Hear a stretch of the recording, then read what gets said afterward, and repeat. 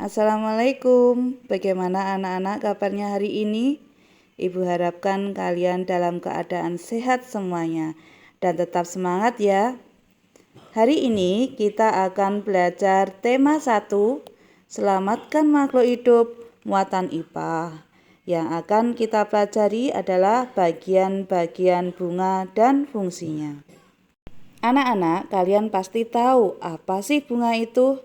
Iya, betul. Bunga adalah salah satu bagian dari tanaman, di mana bunga berfungsi sebagai alat perkembangbiakan secara generatif atau secara kawin.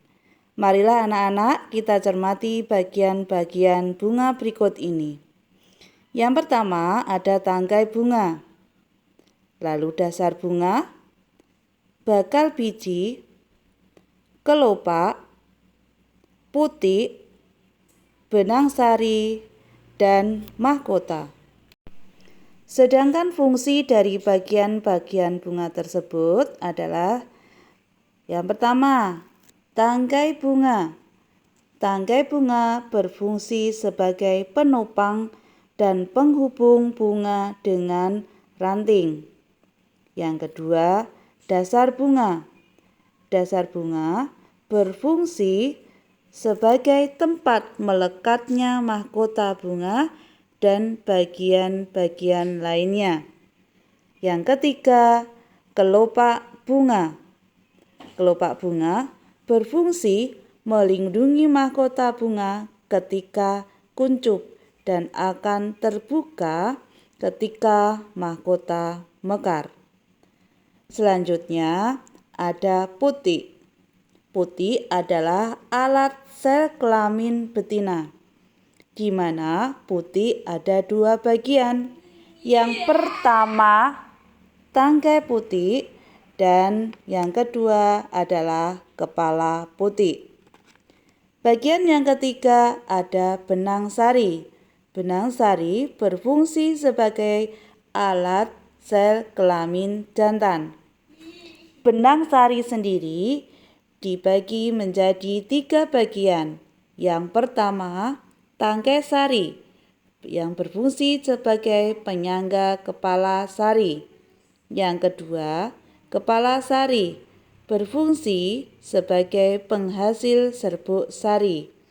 Yang ketiga, serbuk sari yang berfungsi mengandung sel kelamin jantan yang digunakan saat proses penyerbukan. Nah, apa penyerbukan itu? Penyerbukan adalah proses jatuhnya serbuk sari ke kepala putik. Bagian selanjutnya ada bakal biji. Bakal biji ini berfungsi sebagai tempat terjadinya penyerbukan, yaitu bertemunya sel kelamin jantan dengan sel kelamin betina.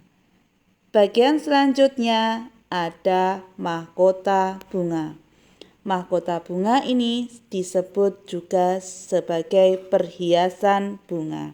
Nah, berfungsi sebagai penarik serangga untuk membantu proses penyerbukan. Karena itu, mahkota bunga biasanya berwarna-warni dan warnanya sangat mencolok, karena supaya serangga itu tertarik untuk menghinggapi bunga tersebut. Anak-anakku yang hebat, berdasarkan kelengkapannya, bunga dibedakan menjadi 2. Yang pertama ada bunga lengkap. Bunga lengkap adalah bunga yang memiliki 4 bagian yang utama, yaitu mahkota, kelopak, benang sari, dan putik. Contoh dari bunga lengkap adalah bunga mawar dan bunga sepatu.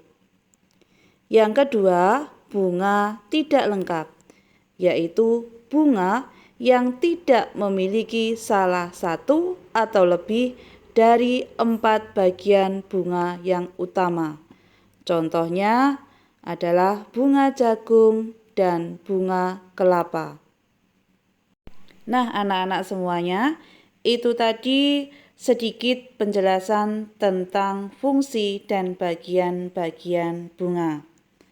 Sekarang kalian sedikit tahu bagaimana bagian-bagian bunga dan fungsinya.